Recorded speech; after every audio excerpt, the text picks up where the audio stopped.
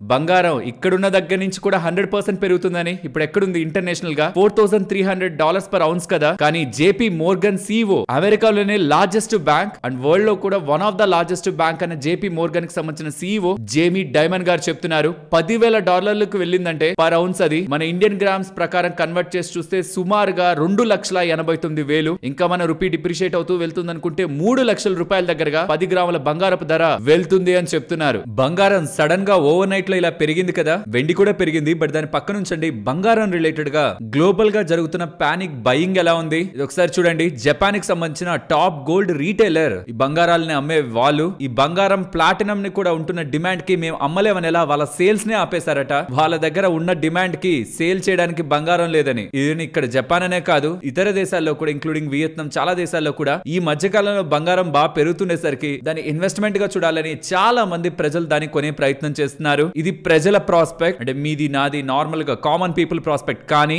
William బ్యూటర్ city group కి సంబంధించిన chief economist చేస్తున్న స్టేట్మెంట్ చూడండి. Gold bubble should prompt central banks to cell the metal. Central banks అన్ని కలిసి వాళ్ళ దగ్గర ఉంటున్న గోల్డ్ నిల్వల్ని కానీ అమ్మితే ఈ గోల్డ్ బబుల్ అనేది బర్స్ట్ అవుతుంది. సెంట్రల్ బ్యాంక్స్ కి ఇది ఒక సువర్ణ అవకాశం గోల్డ్ ని అమ్మడానికి. అదొక గోల్డెన్ ఛాన్స్ అనేలా తను చెప్తూ లాజిక్స్ ని ఎక్స్ప్లెయిన్ చేస్తున్నాడు. ఎందుకు గోల్డ్ ని సెంట్రల్ బ్యాంక్స్ ఇప్పుడు అమ్మాలి, బికాస్ ఉన్న యుఫోరియాని సెంట్రల్ బ్యాంక్స్ ఎందుకు క్యాష్ చేసుకోకూడదు, గోల్డ్ ఎందుకు ఇప్పుడు అమ్మేయడం బెటర్ అని మనల్ని కాదు చెప్తున్నది అమ్మమని సెంట్రల్ బ్యాంక్స్ కి చెప్తున్నాడు. ఈ డేటాని మాట్లాడుకుందాం. దీంతో పాటు చాలా మందికి మధ్య వస్తున్న క్వశ్చన్, ఇప్పుడు కొందామన్నా వాళ్ళ దగ్గర డబ్బులు ఉంది, ఇప్పుడు బంగారం కొంటే పడిపోతుందా, ఇప్పుడు నేనేమైనా పీక్ లో కొంటున్నానా ఆగితే పడుతుందా అన్న ఒక క్వశ్చన్ ఉంటుందా, గోల్డ్ ఇక్కడ నుంచి పడుతుందా లేదా అనేది. దీని రిలేటెడ్ గా ఫైనాన్షియల్ రివ్యూ అనే ఒక ఇంటర్నేషనల్ ప్లాట్ఫామ్ లో worried about a crash in gold, gold పడిపోతుందని వరీ అవుతున్నారా, మరి ఇవి తెలుసుకోండి. ఈ కారణాలతోనే కమింగ్ టైమ్స్ లో గోల్డ్ పడుతుందని చాలా లాంగ్ ఆర్టికల్ ఇంట్రెస్టింగ్ డేటా అయితే వాళ్ళు పబ్లిష్ చేశారు. వీటిని కూడా డిస్కస్ చేసుకుందాం సో దట్ బంగారం రిలేటెడ్ గా వెయిట్ చేస్తున్న వాళ్ళకి ఒక క్లారిటీ వచ్చే అవకాశం ఉంది. ఐ నో ఇప్పుడు ఎక్కడికి వెళ్ళినా ఒక నలుగురు కలిసి మాట్లాడుకునే మాటలో మొదటి మాట బంగారం ఇంకా పెరుగుతుందా, ఇంకెంత పెరుగుతుంది ఇదే క్వశ్చన్ కదా. ప్రాబబులీ ఇప్పుడు మాట్లాడుకునే వాటితో మీకు ఆన్సర్ దొరకచ్చు. అండ్ ఇది చూడండి, మన ఇండియన్స్ దగ్గర గోల్డ్ ఎంత ఉంది, మన ఇండియన్ హౌస్ హోల్డ్స్ దగ్గర గోల్డ్ ఎంత ఉందో చూస్తే మీరు షాక్ అవుతారు. ప్రపంచంలో ఉన్న టాప్ సెంట్రల్ బ్యాంక్స్ అందరి దగ్గర కలిపిన మన ఇండియన్ హౌస్ హోల్డ్స్ దగ్గర ఉన్న గోల్డే ఎక్కువ. ఈ డేటా పాయింట్స్ ని కూడా ఎక్స్ప్లెయిన్ చేస్తాను. అలాగే రష్యన్ ప్రెసిడెంట్ పుతిన్ తో US president Trump phone call చేశారని, రేపు జెలెన్స్కీతో యుక్రేనియన్ ప్రెసిడెంట్ తో వైట్ హౌస్ లో సమావేశం ఉంటుందని పుతిన్ తో ఫోన్ కాల్ అయింది. జెలెన్స్కీతో వైట్ హౌస్ లో మీటింగ్ అవుతుందని. కమింగ్ టైమ్స్ లో హంగేరీ క్యాపిటల్ బుడాపెస్ట్ లో రష్యాకు సంబంధించిన ప్రెసిడెంట్ యుఎస్ కి సంబంధించిన ప్రెసిడెంట్ ఇద్దరు కూడా మీట్ అవుతారని. డేట్ కన్ఫర్మ్ లేదు కానీ పుతిన్ అండ్ ట్రంప్ మీట్ అవుతారు ఇంకొకసారి అనేలా అప్డేట్స్ వస్తున్నాయి కదా. దీని ఒక ఇంపాక్ట్ ఎలా ఫర్దర్ గా ఈక్విటీ మార్కెట్స్ మీద గోల్డ్ మీద ఎలా ఉండే అవకాశం ఉంది. అండ్ ఇవాళ మార్కెట్ ఎందుకు పెరిగింది స్ట్రాంగ్ గా, నేను నిన్నే చెప్పాను షార్ట్స్ కవర్ అయ్యే అవకాశం ఉందా అని. కామెంట్ సెక్షన్ లో పెట్టాను కదా నిన్న, షార్ట్స్ మంచిగా కవర్ అయ్యాయని. ఫర్దర్ గా ఇవాళ కూడా మంచి షార్ట్ కవరింగ్ అయితే ఎక్స్పెక్ట్ చేస్తున్నాను. ఆ డేటా కూడా మాట్లాడుకుంటాను, ఎందుకు మార్కెట్ ఇప్పుడు పెరుగుతుంది, ఇంకెంత పెరిగే అవకాశం ఉంది. ఈ ఫ్యాక్టర్స్ అన్నిటిని మాట్లాడుకుంటూ నెగిటివ్స్ పాజిటివ్స్ ఫర్దర్ మార్కెట్ లో ఉంటున్న ఇంపార్టెంట్ డేటాని మాట్లాడుకుంటూ మన మార్కెట్ అనాలిసిస్ ని ఎండ్ చేద్దాం. అంటే గోల్డ్ రిలేటెడ్ గా చాలా డేటా ఇప్పుడు మీతో డిస్కస్ చేస్తాను. బట్ దానికి ముందు మీ అందరి ఫీడ్బ్యాక్ నేను అడుగుతున్నాను. కొంతమంది ఎస్ గోల్డ్ రిలేటెడ్ గా మాట్లాడాల్సిన నీడ్ లేదు, ప్రతిరోజు మాట్లాడుకుంటున్నాం అంటున్నారు. మీరు వద్దంటే నేను ఆపేస్తాను. సరే ఒక పని చేయండి, ఈ రోజు డేటా వినండి. ఇన్ని రోజులు నేను మాట్లాడాను కదా గోల్డ్ సిల్వర్ గురించి చాలా చెప్పాను కదా, ఇవాళ చెప్తున్నది కూడా గతంలో చెప్తున్నది లానే ఉంది. ఇదేం అంత ఇంట్రెస్టింగ్ డేటా కాదు, ఇంకా ఆపేద్దాం అంటే మీరు చెప్తే నేను ఆపేస్తాను. మెజారిటీ మన వాళ్ళందరూ కూడా డెసిషన్ చెప్తే. బట్ ఒకవేళ ఎవరికైనా నచ్చలేదు అనుకుందాం గోల్డ్ టాపిక్, మీకు టైం లైన్ ఇస్తున్నాను కదా, మీరు జస్ట్ స్కిప్ అయిపోవచ్చు. ఈ గోల్డ్ రిలేటెడ్ గా టైం లైన్ లో ఉంటుంది, మీరు వద్దనుకుంటే స్కిప్ అవ్వచ్చు. లేదు కంప్లీట్ గా అసలు మన టాపిక్ లోంచే తీసేద్దాం అంటే దానికి కూడా నాకు ఓకే, బికాస్ దీనికి కూడా చాలా వర్క్ చేయాలి కదా ఈ డేటా చెప్పాలన్నా. వేరే వాటి మీద ఎనర్జీస్ ని పెడదాం. బట్ ఇంతలా పెరిగిపోతున్న యుఫోరియా క్రియేట్ అయిపోతుంది కదా, ఎవరైనా అన్నెసరిగా ఆగుతున్నా ఆర్ వేరే రాంగ్ ప్రొడక్ట్స్ లో పెడుతున్న డబ్బులు నష్టపోతారనే ఒక ఉద్దేశంతోనే యుఫోరియా ఉంటున్నప్పుడు వాటి గురించి మనం ఎక్కువ డిస్కస్ చేసుకుంటున్నాం. అవన్నీ నార్మల్ అయిపోయి సెటిల్ అయిపోయాక ఇంకా నేను మాట్లాడడానికి కూడా డేటా పాయింట్స్ నాకు లేదనుకున్నప్పుడు నేను కంటెంట్ కూడా ఏం అందించలేను కదా. ఎనీవే మీ ఒపీనియన్స్ చూసిన తర్వాత మీరు నేను కలిసి నెక్స్ట్ ఎలా ఉండాలి మన వీడియోస్ అనే దానిపైన డెసిషన్ తీసుకుందాం. Hello friends, welcome to day trader Telugu. Good evening. So ఇంట్రోలో చెప్పాను కదా, JP Morgan CEO Jamie Dimon గారు కమింగ్ టైమ్స్ లో $5,000 ఆర్ $10,000. $5,000 అంటే అదేం పెద్ద ఎక్కువ కాదు. ఇప్పుడు ప్రెసెంట్ $4,313 per ounce లో ఉంది. 5,000 అంటే మహా అయితే ఒక 17-18% పెరుగుతుందని. కానీ $10,000 అంటే ఇంకా ఎక్కువ పెరుగుతున్నట్టు కదా. ఇంతలా పెరగడానికి తను చెప్తున్న కారణాలు ఏంటి? ఇన్ఫాక్ట్ తను ఇది కూడా అంటున్నారు, నేనేం గోల్డ్ బయర్ ని కాదు, నేనేం గోల్డ్ ని కొనే వ్యక్తి కాదు. బట్ ప్రెసెంట్ ఉంటున్న ఎన్విరాన్మెంట్ ఇలానే మెయింటైన్ అవుతూ వెళ్తే యుఎస్ కుంటున్న డెట్ భారీగా పెరుగుతూ ఉండడం, యుఎస్ రిలేటెడ్ గా రిలేషన్స్ ఇతర కంట్రీస్ కి సంబంధించి వీక్ అవుతూ ఉండడం, డాలర్ రిలేటెడ్ గా వేరే కంట్రీస్ పక్కకు జరుగుతూ ఉండడం, యుఎస్ కి సంబంధించిన బాండ్స్ నుంచి పక్కకు జరిగే ప్రయత్నం వేరే కంట్రీస్ అన్ని చేస్తూ ట్రేడ్ టెన్షన్స్ పెరుగుతూ ఉంటే దెన్ ఆటోమేటిక్ గా గోల్డ్ ఒక యాక్టివిటీ యాక్టివిటీ పెరుగుతుందని, ఇలా పెరుగుతుండడం చూసి రీటైలర్స్ కూడా ఎక్కువగా గోల్డ్ ని కొనే ప్రయత్నం చేస్తారు. ETF లో కూడా పెట్టుబడులు పెట్టే ప్రయత్నంలో కూడా బంగారం మరింత పెరిగే అవకాశం ఉంటుందని, కాబట్టి తన టార్గెట్ $5,000 $10,000 అనేలా ఒక స్టేట్మెంట్ లో అయితే తను చేస్తున్నారు. $10,000 అనగానే చాలా మంది కంగారు పడతారు. ఇమీడియట్ గా వెళ్తుందా? అది ఈవెన్ తనకే తెలిసిందనుకోండి, మొత్తం వాళ్ళ బ్యాంక్ కి సంబంధించిన ఇన్వెస్ట్మెంట్స్ అని తీసి గోల్డ్ లోనే పెడతారు. కాబట్టి ఒకవేళ బంగారం కొనాలనుకుంటున్న వాళ్ళు ఇప్పుడు నేను మాట్లాడబోతున్న డేటాని జాగ్రత్తగా గమనించండి. సో దట్ మీకు అర్థమవుతుంది షార్ట్ టర్మ్ లో మీరు బంగారం కొనాలనుకుంటే ఇప్పుడు కొనాలా లేకపోతే వెయిట్ చేయాలా, ఆర్ బంగారం అసలు ఎందుకు పడే అవకాశం ఉంటుంది, అసలు ఏంటి బంగారం రిలేటెడ్ ఉన్న ఇంపార్టెంట్ డేటా ఇప్పుడు మనం మాట్లాడుకుంటాం. బట్ ఎవరు చెప్పిన స్టేట్మెంట్స్ ని బట్టి కూడా యుఫోరియాతో మాత్రం ఏ పెట్టుబడులు చేయొద్దు. డేటా అని తెలుసుకోండి. ఇప్పుడు ఆ ఇంపార్టెంట్ డేటాని మాట్లాడుకుందాం. అండ్ ఈ గోల్డ్ రిలేటెడ్ గా డేటా అంతా మాట్లాడుకునే ముందు ఓవర్ నైట్ లో ఎందుకు మళ్ళీ బంగారం 4% దగ్గరగా పెరిగింది? ప్రధానమైన కారణం యుఎస్ గవర్నమెంట్ ఒక షట్ డౌన్ ఫర్దర్ గా కంటిన్యూ అవుతూ సెనెట్ లో ఇంకా వాళ్ళ బడ్జెట్ కి ఆమోదం రాకపోతుండడం, ఫర్దర్ గా third week off US government shut down అయితే కొనసాగుతుంది. ఇదిలా ఉంటే మీరు జస్ట్ గూగుల్లో KW Nasdaq regional banking index అని సెర్చ్ చేయండి. అది 6% దగ్గరగా పడింది. యుఎస్ లో ఉంటున్న కొన్ని రీజనల్ బ్యాంక్స్ వాళ్ళు ఇస్తున్న బ్యాడ్ లోన్స్ కారణంగా డిఫాల్ట్ అవుతుండడం ఒక కన్సర్న్ అయితే నెలకొంది. ఇది ఒకటి రెండు రీజనల్ బ్యాంక్స్ అయినా చాలా వరకు రీజనల్ బ్యాంక్స్ ఇలానే చేస్తున్నాయా, బ్యాడ్ లోన్స్ అని ఇచ్చేసి కూర్చొని ఉన్నాయని. ఎంటైర్ రీజనల్ బ్యాంక్ ఇండెక్స్ 6% దగ్గరగా ఫాలో అయింది. ఇంపాక్ట్ అక్కడతో ఆగింది అనుకుంటారేమో. యూరోపియన్ మార్కెట్స్ మీద పడింది and most of the Asian markets మీద పడింది. ఇవాళ అందుకే ఆఫ్టర్నూన్ మన మార్కెట్స్ కొంత డౌన్ అయ్యాయి. యాక్చువల్లీ ఇవాళ యూరోపియన్ మార్కెట్స్ అలా అవ్వకపోతే మన మార్కెట్స్ పెరగాల్సినవే. సో గ్లోబల్ గా బ్యాంకింగ్ రిలేటెడ్ గా ఉంటున్న కొన్ని అన్సర్టనిటీస్ ఈక్విటీ మార్కెట్స్ ని ఇంపాక్ట్ చేసింది. And US government shut down further గా కంటిన్యూ అవుతుండడం, ఈ ఫ్యాక్టర్స్ తో ఓవర్ నైట్ లో మనకి గోల్డ్ లో యూజువల్ గా ఉండాల్సిన బయింగ్ యాక్టివిటీ అలానే ఉంటుంది. డైలీ ఏ రీజన్ ఉన్నా లేకపోయినా పెరుగుతూనే ఉంది. దాంతో పాటు ఇవి కూడా కలుస్తూ ఉండడం, రీసెంట్ గా US fed wall rate cut చేస్తారని కూడా కొంత పాజిటివ్ హోప్ రైజ్ చేస్తుండడం, ఇవన్నీ కలిపి గోల్డ్ ఇంతలా పెంచుతూ ఉన్నాయి. ఎంతలా అంటే జపాన్ కి సంబంధించిన టాప్ గోల్డ్ రీటైలర్ మేము అమ్మలేం, చిన్న చిన్న గోల్డ్ 50 గ్రామ్స్ బిలో ఉంటే మేము అమ్మలేం, మా దగ్గర అసలు సోర్సింగ్ లేదు, వాటి రావట్లేదు, ఉన్నవన్నీ కొనుక్కు వెళ్ళిపోతున్నారు, కానీ ఒకప్పట్లా స్టాక్ మెయింటైన్ చేయలేకపోతున్నాం అన్నారు. తనిష్క్ CEO చేసిన స్టేట్మెంట్స్ కూడా రీసెంట్ గా చెప్పాను కదా, మా దగ్గర అవుట్ ఆఫ్ స్టాక్ అయిపోయినా ఆశ్చర్యపోవాల్సిన అవసరం లేదు, బికాస్ అందరూ గోల్డ్ కాయిన్స్ బాస్ కొనేసుకుని వెళ్ళిపోతున్నారని. గోల్డ్ పెరుగుతుంది సరే, విలియం బ్యూటర్ సిటీ గ్రూప్ కి సంబంధించిన చీఫ్ ఎకానమిస్ట్ ఏం చెప్తున్నారంటే బిట్ కాయిన్ కి గోల్డ్ కి తేడా లేదని, కొనేవాడు అమ్మేవాడు ఉన్నాడు కాబట్టి అవి జరుగుతున్నాయని, అవేం బిజినెస్ లు కాదని, దాని ద్వారా క్యాష్ ఏం జనరేట్ అవ్వలేదని. ఈ స్టేట్మెంట్ చూడండి, the world is a thoughtless prisoner of history when it treats bullion as a desirable store of value. హిస్టరీలో ఎప్పుడో ఎవరో నమ్మారు బంగారాన్ని, ఇప్పటికీ మన వాళ్ళు బంగారాన్ని నమ్ముకుంటూనే వెళ్తున్నారు. సింపుల్ గా హిస్టరీలో ఉన్న వేరే వాళ్ళ థాట్స్ కి మనం ప్రిజనర్ లా ఇప్పుడు పనిచేస్తున్నాం. అన్నెసరీగా గోల్డ్ ఎక్కువగా ట్రీట్ చేస్తున్నాం. బిట్ కాయిన్ కి గోల్డ్ కి తేడా ఏంటి?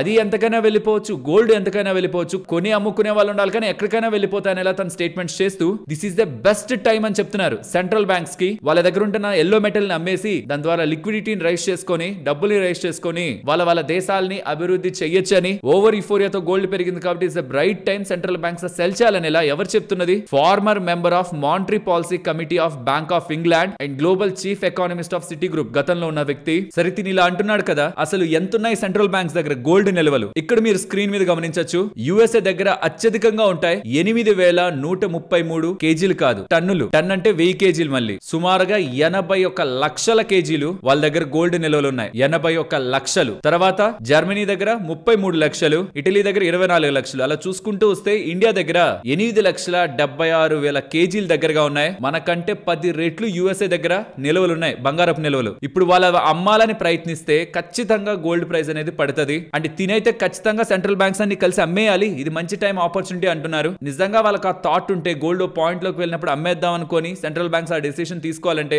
1,00,000 దగ్గర అమ్మేసి ఉండొచ్చు, 80,000 దగ్గర అమ్మేసి ఉండొచ్చు. ఎందుకంటే ప్రతి ప్రైజ్ మనకు కొత్త ప్రైజే కదా. 20,000 చూస్తున్న వ్యక్తి, గోల్డ్ చూసిన వ్యక్తి, 20,000 చూసిన వ్యక్తి 10 గ్రాముల బంగారాన్ని 1,00,000 చూసినప్పుడు అది చాలా పెరిగిపోయింది, ఇప్పుడు అమ్మేద్దాం అనుకోవచ్చు కదా. కానీ అలా ఉండదు. చాలా రేర్ గా సెంట్రల్ బ్యాంక్స్ గోల్డ్ అమ్మే ప్రయత్నం చేస్తాయి. ఈ వీడియోలో చెప్పాను కదా, ఒక టైంలో అలా సెంట్రల్ బ్యాంక్స్ అమ్మితే 71% దగ్గరగా గోల్డ్ పడిందని. ఆ తర్వాత ఇప్పుడు గోల్డ్ దానికంటే బాగా పెరిగింది కాబట్టి ఆ సెంట్రల్ బ్యాంక్స్ మళ్ళీ ఈ పని చేయాలని ఆలోచించావు. అండ్ ఒక ఇంట్రెస్టింగ్ ఫ్యాక్ట్ ఏంటంటే, ఇప్పుడు మాట్లాడిన కంట్రీస్ అన్నిటి దగ్గర ఎంత గోల్డ్ అయితే ఉందో దానికంటే ఎక్కువ గోల్డ్ మన ఇండియన్ హౌస్ హోల్డ్స్ దగ్గర ఉంది. 25,000 టన్నులు. మళ్ళీ ఒక టన్ అంటే 1000 కేజీలు. యాక్చువల్ గా కొన్నిట్లో అయితే స్పెషల్లీ బ్లూంబర్గ్ వాళ్ళైతే 25,000 టన్నులు కూడా కాదు, 34,600 టన్నులు రీసెంట్ డేటా అది అని ఎలా చెప్తున్నారు అంటే ఇంకా పెరుగుతుందని. అసలు ఏ రాష్ట్రానికి ఎక్కువ క్రేజ్ ఉంది గోల్డ్ రిలేటెడ్ అనేది కూడా ఇక్కడ మీకు పెడుతున్నాను. సౌత్ స్టేట్స్ మీకు ప్రధానంగా కనిపిస్తాయి. అండ్ వస్తున్న సంపాదన నుంచి యావరేజ్ గా మంత్లీ గోల్డ్ కి ఎంత స్పెండ్ చేస్తుంటారన్న డేటా కూడా మీకు ఇక్కడ కనిపిస్తుంది. సౌత్ స్టేట్స్ ఎక్కువగా వాటికి స్పెండ్ చేస్తుంటాయి. స్పెషల్లీ కేరళ, తర్వాత తమిళనాడు, కర్ణాటక,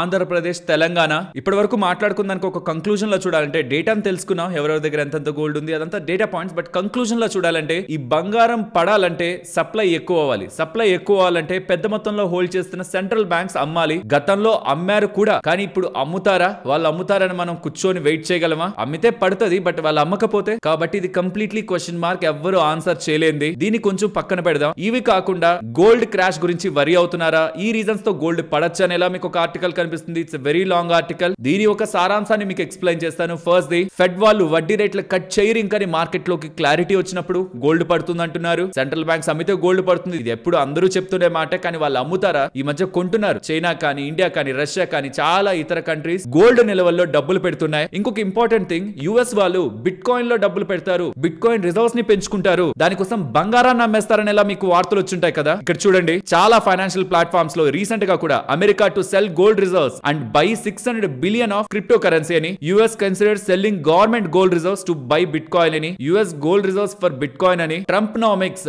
ట్రంప్ ఇప్పుడు బంగారాన్ని అమ్మేసి బిట్ కాయిన్ కొంటాడనేలా మీకు చాలా దగ్గరలో డేటా కనిపిస్తూ ఉంటది. ఇన్ఫాక్ట్ తను చేసినా ఆశ్చర్యపోవాల్సిన అవసరం లేదు. ట్రంప్ తీసుకునే యాక్టివిటీస్ అలానే ఉంటాయి. ఇన్ఫాక్ట్ ఇవి స్పెక్యులేషన్ కూడా కాదు. యాహూ ఫైనాన్స్ లో మీరు చూస్తే వైట్ హౌస్ గోల్డ్ రిజర్వ్స్ ని అమ్మి, అంటే వాడుకొని, గోల్డ్ ని వాడుకొని మేము బిట్ కాయిన్ ని కొంటామేమో అనేలా $3,000 పర్ ఔన్స్ ఉంటున్నప్పుడు స్టేట్మెంట్స్ చేశారు వాళ్ళు. ఇప్పుడు $4,300 ఉంది పర్ ఔన్స్, అంటే 31.1 గ్రామ్స్. బంగారం భారీగా పెరిగింది, బట్ పెరక్క ముందు కూడా వాళ్ళు మేము అమ్మేస్తాం బంగారం అనేలా స్టేట్మెంట్స్ చేశారు. కాబట్టి చాలా మంది ఒక హోప్ తో ఉన్నారనమాట, యుఎస్ఏ ఒకవేళ బంగారాన్ని అమ్మడం మొదలు పెడితే బంగారం కూల్ అవుతుంది కదా అని. కానీ ఇప్పటి వరకు వాళ్ళు అంత స్ట్రాంగ్ గా ఎక్కడ గోల్డ్ ని సెల్ చేయలేదు. వాళ్ళ రిజర్వ్స్ అలానే ఉన్నాయి. ఇప్పుడు ఇదంతా ఎందుకు చెప్తున్నానంటే, యూరోపియన్ సెంట్రల్ బ్యాంక్ ప్రెసిడెంట్ తమ యూరోపియన్ సెంట్రల్ బ్యాంక్ రిజర్వ్స్ లోకి బిట్ కాయిన్ ని తీసుకోలేం, క్రిప్టో కరెన్సీని తీసుకోలేమని కొన్ని ఇంపార్టెంట్ స్టేట్మెంట్స్ చేశారని మీకు ప్లే చేస్తాను, ఒకసారి వినాలి. బికాస్ యూరోపియన్ సెంట్రల్ బ్యాంక్ వాళ్ళే మేము తీసుకోమని చెప్తున్నప్పుడు, క్రిప్టో కరెన్సీస్ ని తీసుకోమని చెప్తున్నప్పుడు మిగిలిన సెంట్రల్ బ్యాంక్స్ తీసుకునే ఒక ధైర్యం చేస్తాయా? పోనీ యుఎస్ వాళ్ళైనా సరే అంత ధైర్యంగా తీసుకుని దాని సెంట్రల్ బ్యాంక్ రిజర్వ్స్ లో దానికి ఒక శానిటీ ఉందని ఎలా వాళ్ళ ప్రజలకు చూపించగలుగుతారా? సో వీళ్ళు క్లియర్ గా ఉన్నారు. కాబట్టి అది చాలా దేశాల ఒక డెసిషన్ ని కూడా బిట్ కాయిన్ సైడ్ వెళ్లకుండా,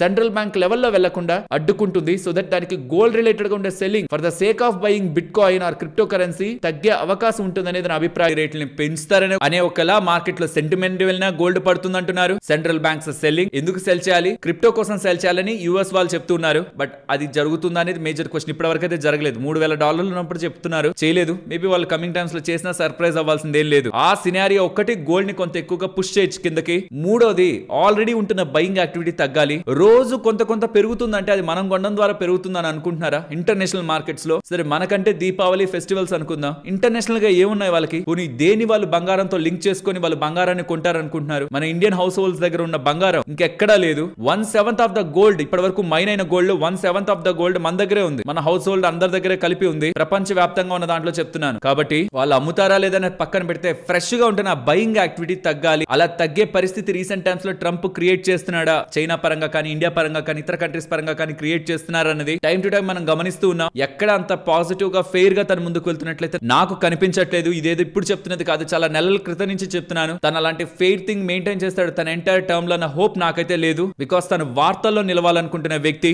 నార్మల్ గా ఉంటే వార్తల్లో నిలబడరు. కాబట్టి తనే గోల్డ్ ని ఇండైరెక్ట్ గా సపోర్ట్ చేస్తూ వెళ్తారు. సో ఈ రీజన్స్ తో గోల్డ్ పడే అవకాశం ఉందనేలా ఈ ఆర్టికల్ లో డేటా కనిపిస్తుంది. వాటన్నిటిలోనూ సర్ప్రైజ్ గా ఒకే ఒక రోజు మనకు ఒక అప్డేట్ లా వచ్చి గోల్డ్ ని సడన్ గా కిందకి తీసుకువెళ్లేదైతే యుఎస్ వాళ్ళు ఆర్ ఏదో ఒక సెంట్రల్ బ్యాంక్ పెద్ద మొత్తంలో గోల్డ్ ని మార్కెట్ లోకి వదిలారని, సప్లై ఇచ్చారని వస్తున్న వార్తలే. కానీ అది కంప్లీట్లీ ఆన్ ద ఎయిర్. అది జరుగుతుందా జరగదా, అసలు ఎప్పుడు జరుగుతుంది, ఏ ప్రైస్ కి వెళ్ళాక జరుగుతుంది, ఎవరికి తెలియదు. కాబట్టే చెప్తున్నాను, షార్ట్ టర్మ్ అవసరాలకి మీకు ఏదైనా బంగారం కావాలనుకుంటే, పడుతుందేమో, పడితే కొందామేమో అనుకుంటే, ఈ లోపు పెరిగిపోతూ ఉన్న ప్రతి రోజు మీరు చూస్తున్న దానికి మీరు హర్ట్ అవ్వాల్సి ఉంటుంది. అవసరం లేదనుకుంటే కొనడం మానేసేయండి. కానీ ఖచ్చితంగా కొనాలనుకుంటే మాత్రం కొద్ది కొద్దిగా విత్ టైం దాన్ని స్ప్రెడ్ చేసుకొని కావాలనుకున్నప్పుడు కొనుక్కోండి. ఇది ఇప్పుడు నుంచి కాదు, నేను చాలా టైం బ్యాక్ నుంచి చెప్తున్నాను. ఇప్పుడు కూడా అదే చెప్తున్నాను. అండ్ ఈ గోల్డ్ ర్యాలీలో ఎవరైనా భారీగా నష్టపోయారంటే అది గవర్నమెంటే. ఎందుకంటే సోవరిన్ గోల్డ్ బాండ్స్ అనే పేరుతో వాళ్ళు ఒకటి ఇష్యూ చేశారు. చూడండి, సోవరిన్ గోల్డ్ బాండ్ వాళ్ళు ఇష్యూ చేసింది 2017-18 సిరీస్ ది $2,866 పర్ గ్రామ్ లో. ఇప్పుడు రిడెంప్షన్ ప్రైస్ చెప్పేశారు $12,567 పర్ గ్రామ్ లో ఇచ్చేస్తారట. అంటే ఇది లిటరలీ 338% రిటర్న్. దాంతో పాటు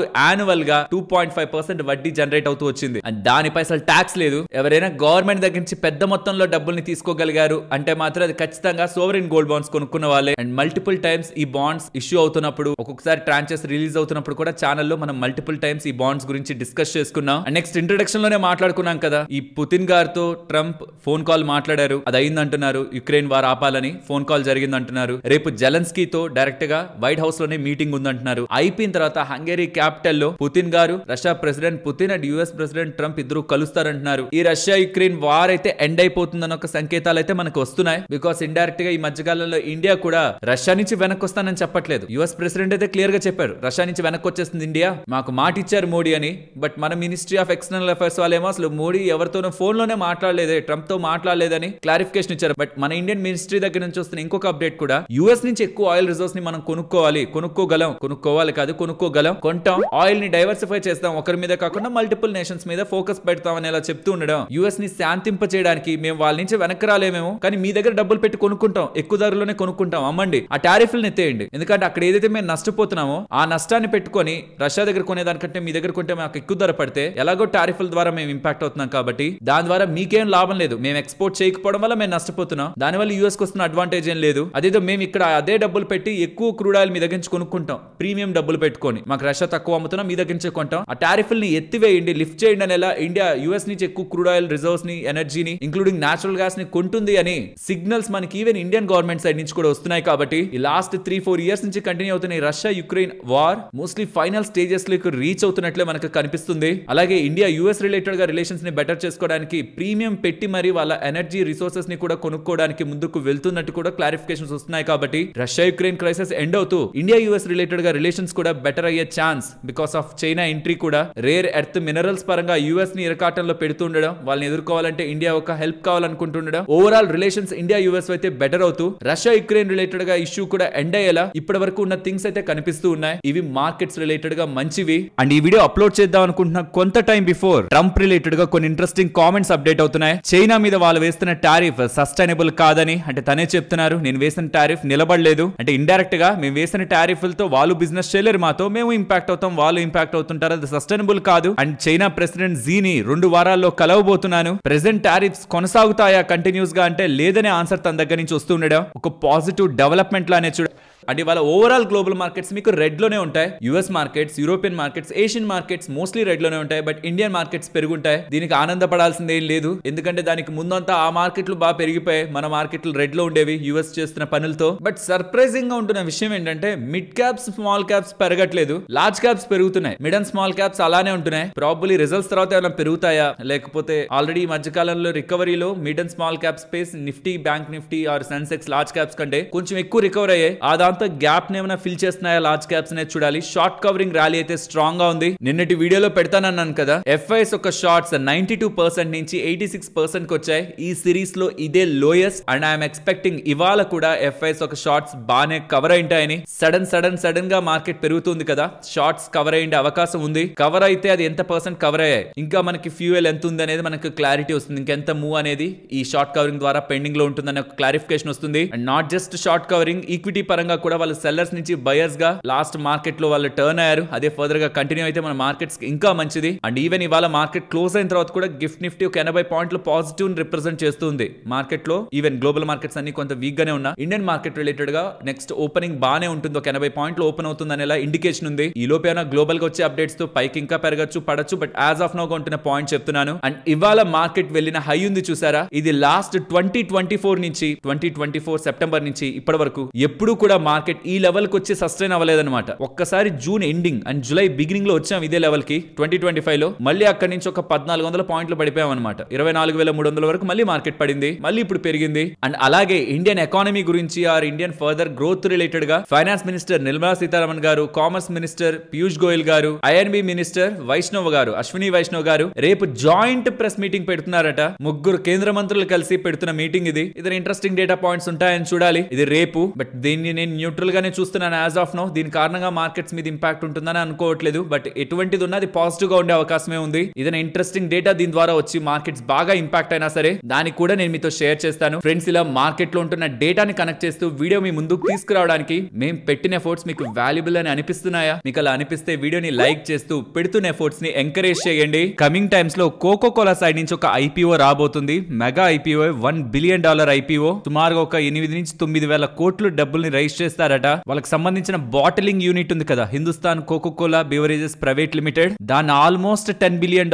లో వాల్యూ చేస్తూ సుమారుగా 80 నుంచి 90 వేల కోట్లు మధ్యలో దాన్ని వాల్యూ చేస్తూ అందులో 10% అయిన $1 బిలియన్ ని అంటే ఒక 9,000 కోట్ల దగ్గరగా డబ్బుల్ని ఐపీఓ ద్వారా రైజ్ చేయాలని చూస్తున్నారని ఈ మధ్య కాలంలో గ్లోబల్ కంపెనీస్ అని హ్యుండై కానీ ఎల్జీ వాళ్ళు కానీ పెద్ద మొత్తంలోనే డబ్బుల్ని మార్కెట్స్ నుంచి రైజ్ చేశారు కదా. ఇదే హోప్ తో కోకో కోలా వాళ్ళు కూడా వాళ్ళకి సంబంధించిన బాటిలింగ్ యూనిట్ ని మార్కెట్ లో లిస్ట్ చేసి గెయిన్ అవ్వాలని ప్రయత్నిస్తున్నట్టు డేటా అయితే కనిపిస్తూ ఉంది. సో ఇన్ కమింగ్ టైమ్స్ వీళ్ళ బాటిలింగ్ యూనిట్ ఐపీఓ ని మనం మార్కెట్ లో ఎక్స్పెక్ట్ చేయొచ్చు. అండ్ రీసెంట్ గా ఉంటున్న black deal and bulk deal activities ని చూస్తున్నప్పుడు Parag Parikh flexi cap fund వాళ్ళు ఉన్నారా, వాళ్ళు 20 lakh షేర్స్ దగ్గరగా సిఎంఎస్ ఇన్ఫో అనే కంపెనీలో ₹358 పర్ షేర్ లెక్కన యావరేజ్ ప్రైస్ వాళ్ళైతే పెట్టుబడి చేస్తున్నట్లు కనిపిస్తుంది. అలాగే కార్ ట్రేడ్ లో ప్లూటస్ వెల్త్ వాళ్ళు కూడా 3,75,000 షేర్లని ₹2,455 పర్ షేర్ యావరేజ్ లో పెట్టుబడి చేస్తున్నట్లు డేటా అప్డేట్ అవుతూ ఉంది. నెక్స్ట్ సుబ్రోస్ గురించి, వీళ్ళకి న్యూ ఆర్డర్ ఇండియన్ రైల్వేస్ వాళ్ళ దగ్గర నుంచి లభించిందని 27 crores విలువ చేసి ఈ order rail driver cabin and coach air conditioning system related గా వీళ్ళకి లభించినట్టు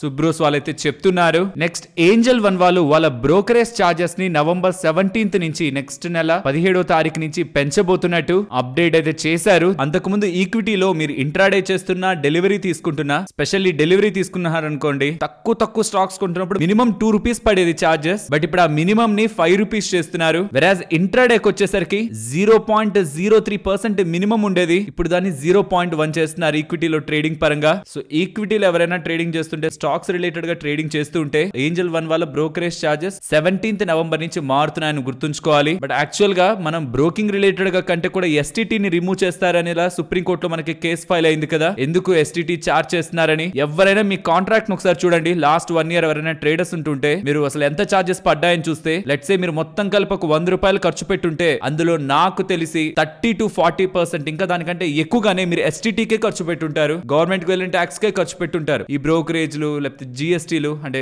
బ్రోకరేజ్ మీద జిఎస్టీలు, స్టాంప్ డ్యూటీలు, సెబీకి వెళ్ళింది, ఎక్స్చేంజెస్ కి వెళ్ళింది, అదంతా వేరుంటది. ఎస్టీటీ గవర్నమెంట్ ఆఫ్ ఇండియాకి వెళ్ళిందే వేరుంటది. ప్రాబబ్లీ దాని రిలేటెడ్ గా సుప్రీం కోర్టులో ఒక కేసు అయితే ఫైల్ అయింది, దాన్ని తీసేసేయాలి అని. దాని మీద ఏదైనా సానుకూలంగా సుప్రీం కోర్టు వాళ్ళు స్పందిస్తే బాగుంటుంది. బట్ ఏంజల్ వన్ రిలేటెడ్ గా అయితే బ్రోకరేజ్ చార్జెస్ మారుతున్నాయి అనే విషయాన్ని గుర్తుంచుకోవాలి. అండ్ ఫ్రెండ్స్, ఇప్పుడు షేర్ చేసిన డేటా మీకు వాల్యుబుల్ గానే అనిపించిందా? అనిపిస్తే మన వీడియోని తప్పకుండా లైక్ చేయండి. Next results. First war energies stock ఇవాళ పెద్దగా పెరగలేదు, కానీ నెంబర్స్ అయితే ఎక్స్ట్రాడినరీగా ఉన్నాయి. వీళ్ళకి సంబంధించి రెవెన్యూస్ కానీ, మార్జిన్స్ కానీ, operating profit and net profit మొత్తానికి అవన్నీ కూడా హైయెస్ట్ ఎవర్ అనమాట. ఇప్పటి వరకు వాళ్ళ హిస్టరీలో వాళ్ళు ఈ మార్క్ ని రీచ్ అవ్వలేదు. 1,500 కోట్లు పైగా ఆపరేటింగ్ ప్రాఫిట్ ని సింగిల్ క్వార్టర్ లో అచీవ్ చేయగలిగారు. ఆర్డర్ బుక్ 24 gigawatt దగ్గరగా ఉందని, వాటి వాల్యూ 47,000 crore అని, అండ్ 8,175 crore దగ్గరగా అడిషనల్ క్యాపెక్స్ వీల్ అప్రూవ్ చేశారని, అందులో 8,000 crore దగ్గరగా బీస్ వాటికి ఆ బిజినెస్ కే వెళ్తుందని, battery energy storage system and FY26 guidance ని కూడా 5,500 నుంచి 6,000 crore ఇన్ బిట్వీన్ మెయింటైన్ చేస్తూ స్ట్రాంగ్ గైడెన్స్ ని ఇచ్చారు. యాక్చువల్లీ ఇప్పుడు వీళ్ళు పర్ఫార్మ్ చేస్తున్న వేలోనే వెళ్తూ ఉంటే ఆ గైడెన్స్ ని ఈజీగా నెక్స్ట్ క్వార్టర్ ఆ తర్వాత క్వార్టర్ హాఫ్ లోనే బీట్ చేస్తారు. స్ట్రాంగ్ బిజినెస్ డేటా వీళ్ళు పబ్లిష్ చేస్తున్నారు. స్టాక్ పెరగలేదు కానీ నెంబర్స్ బాగున్నాయి. నెక్స్ట్ పాండి ఆక్సైడ్స్ వాళ్ళ నెంబర్స్ ని కూడా చూడండి. Profit year on year comparison లో డబుల్ అయింది, క్వార్టర్ ఆన్ క్వార్టర్ కంపారిజన్ లో కూడా స్ట్రాంగ్ గా పెరిగింది.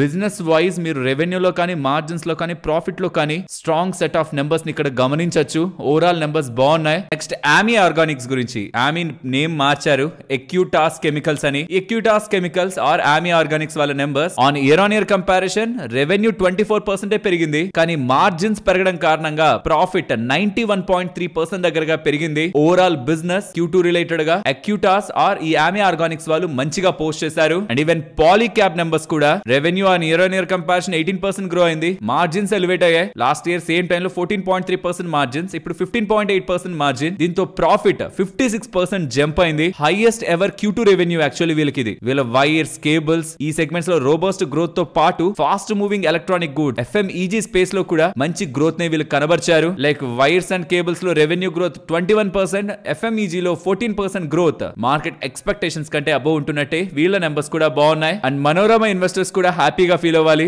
రెవెన్యూ 65% పెరిగింది. మార్జిన్స్ ఎలివేట్ అవడం కారణంగా ప్రాఫిట్ ఏకంగా 100% దగ్గరగా ఇయర్ ఆన్ ఇయర్ కంపారిజన్ లో జంప్ అయింది. ఒకప్పుడు బిల్డ్ చేసుకుంటున్న బిజినెస్ అన్నిటిని స్ట్రాంగ్ గా ఎగ్జిక్యూట్ చేస్తే పర్ఫార్మెన్స్ ఎలా ఉంటుందనేది ఈ కంపెనీలో మనకు కనిపిస్తుంది. ఈవెన్ 361 వాళ్ళు కూడా నెంబర్స్ ని పోస్ట్ చేశారు, సాలిడ్ ఉన్నాయి. ఏఈఎం దగ్గర నుంచి వీళ్ళ రెవెన్యూస్, ప్రాఫిట్, ROE ఇవన్నీ కూడా మార్కెట్ ఎక్స్పెక్టేషన్స్ కి అబోవ్ వీళ్ళు పోస్ట్ చేశారు. అండ్ దీంతో పాటు వీళ్ళు వీళ్ళు 6 rupees per share second in term dividend ని కూడా వీళ్ళు ప్రకటించారు. వీళ్ళ ARR రెవెన్యూ కూడా 39.4% దగ్గరగా ఇయర్ ఆన్ ఇయర్ కంపారిజన్ లో ఇంక్రీజ్ అయింది. వెల్త్ మేనేజ్మెంట్ బిజినెస్ కూడా ఆల్మోస్ట్ 30% ఇయర్ ఆన్ ఇయర్ లో ఇంప్రూవ్ అయింది. Asset management 7.4% year on year comparison లో ఇంప్రూవ్ అయింది. ఓవరాల్ వీళ్ళ రిలేటెడ్ గా డేటా కూడా బాగుంది. సరే మరి ఉండనా, మరొక ఇంట్రెస్టింగ్ వీడియోతో మళ్ళీ మీ ముందుకు వస్తాను. అంతవరకు టేక్ కేర్, జై హింద్.